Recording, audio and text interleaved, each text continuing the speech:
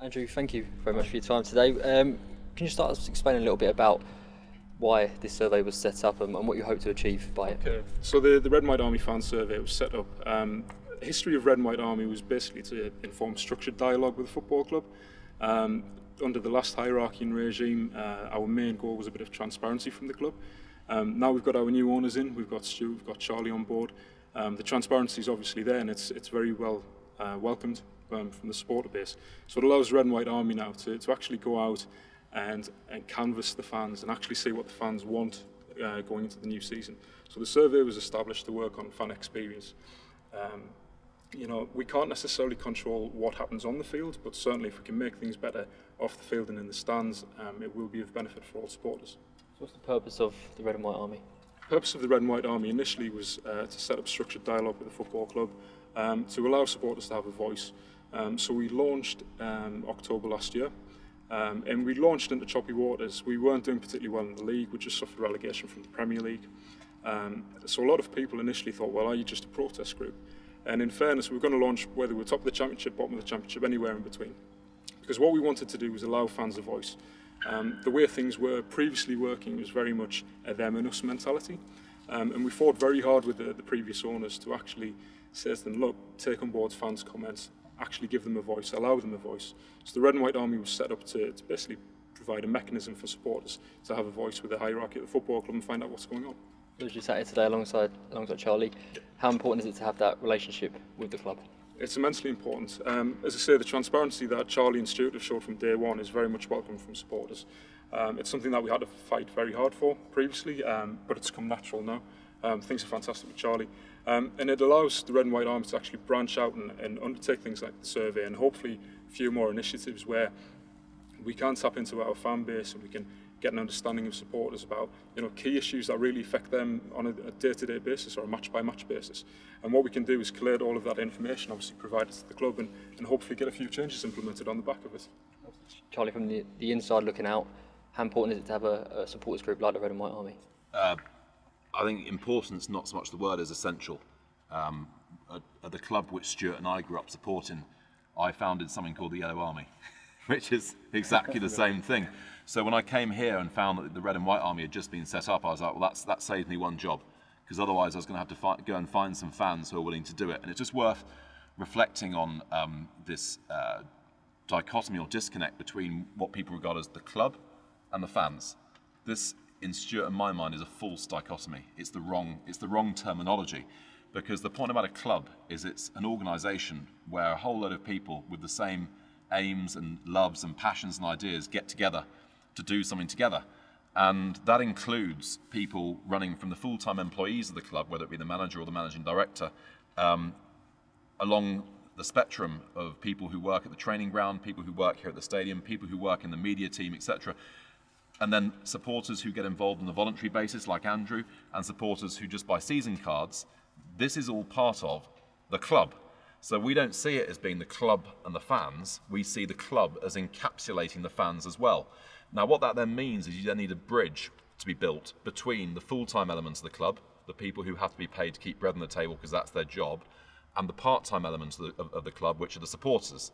And you need to have an organisation which formalises the supporters' interaction with and within the club, as it were. And that's the function of the Red and White Army. It's not an official part of the club. It is, in its own right, a full part of the club. But it's its own part of the club, and it's independent of what the club's full-time management might be saying or doing, whatever it might be. But we're all part of the same thing, all aiming in the same direction. And you know what? There are going to be disagreements along the way. And one of the first things that Andrew and his fellow Red and White Army leaders asked me is, look, we can't do anything which involves us singing off a party line. I said, well, there's only one party line. The party line is we're trying to be successful. That's the party line. There will then be things that the full-time employees of the club do or propose that the Red and White Army might disagree with. And like in any family, that disagreement should be allowed to be had totally openly, totally transparently, with us all knowing that we're all aiming in the same direction. So even if we end up agreeing to disagree, it's still all kept within the family with the same ultimate aim. I believe that 95% of the things that we're going to be doing are going to be in agreement. And not just an agreement because I think that everything that we're going to be doing is going to be right, but an agreement because we're already going to have been speaking to the rest of the club, including the Red White Army, before we make our decisions. So we'll kind of know what's happening before we even make the decisions, and that actually helps the decision-making process be accurate and clean. Because I think it's arrogance for a small number of people at the top of the club to believe that across all areas they simply know best. Why would that be the case? There are some unbelievably well qualified people in the support base on all sorts of different areas, and one thing they're more qualified on than us in every single way is the history and the culture of Sunderland Football Club. So we'd be absolute fools not to want to engage fully with those people within our club who can help us along those ways. So if you look at the survey, what it is about saying we're not devolving decision making, we're pooling it. We're all going to try and get together and come up with the right set of answers to a set of questions that we all know exist. The response to the survey has been absolutely mind-blowing, like everything that's happened at Sunderland since we came here. I think within a day or two there were almost 3,000 people who had filled in the survey. When you bear in mind that the entire home crowd of half the teams in this league might not be even that much, that gives you some sense of the engagement that's already happening.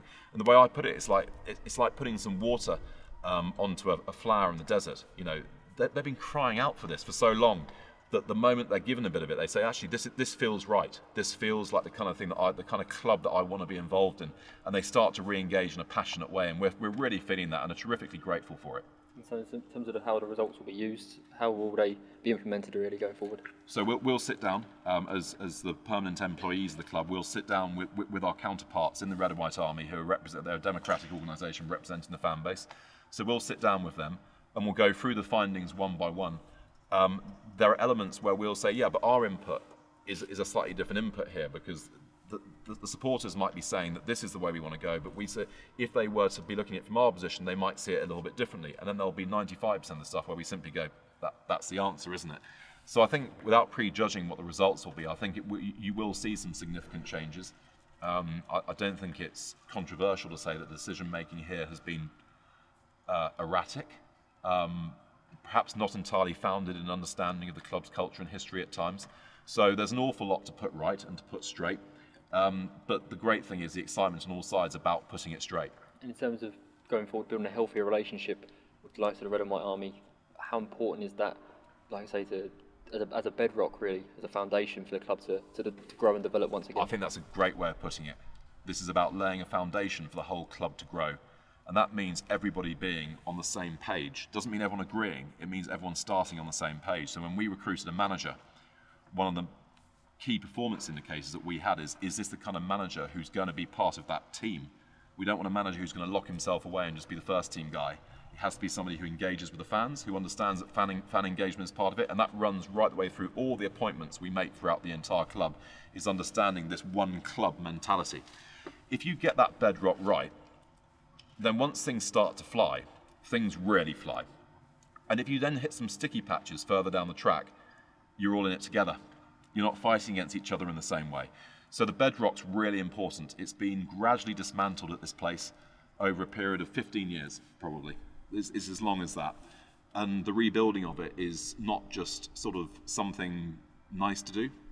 It's an absolute necessity if we're going to make this club fulfill its potential. I think a lot of people talk about a Borussia Dortmund model, following German examples of how the fans really play a big part in the club. So rather than talking about a Borussia Dortmund model, what we want to do is have a Sunderland model. Yeah. You know, we want all the other football clubs in the country to look at Sunderland and say, actually, that's the way to do it. That's the way to get the fans involved on multiple levels. That's the way to let fans have an opinion and let them have a say in terms of how their club is run and operated. And that's hopefully what we're looking to build in the future. That's absolutely spot on. Yeah.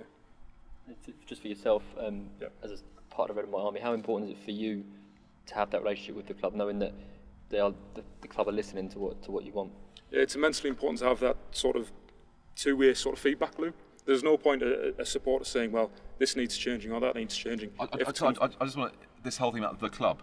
It's repeating the language of separation. The phrase is your club. Yeah. You keep on saying it, Andrew. Our club. It's our club. It's our club. So the professional end of the club, those of us who either own it or are paid to be here, because some people have to be because it's a full-time job, that doesn't make those people separate or better than the people who pay to come and watch here or who get involved with supporters organisations. In many ways, we're the servants of them helping their club become better. So I really want to try and get this one club mentality and get away from the club and the fans as being two separate groups. And it's been an absolute breath of fresh air interacting with the Red and White Army. It started, as often does, over a drink. And then over a curry. Yep. And it sort of moved on from there. And it doesn't mean we're always going to agree.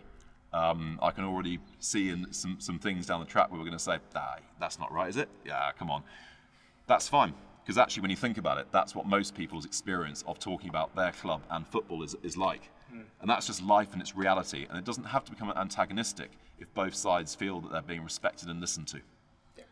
Ultimately, we're one big family at the football club. As Charlie says, it's our football club. And families do disagree, they do fall out at times, but you're still a family. And this football club is a family to all supporters. You know, you're born into supporting Sunderland. There's very few people who choose to support Sunderland, especially the predicament that we are now.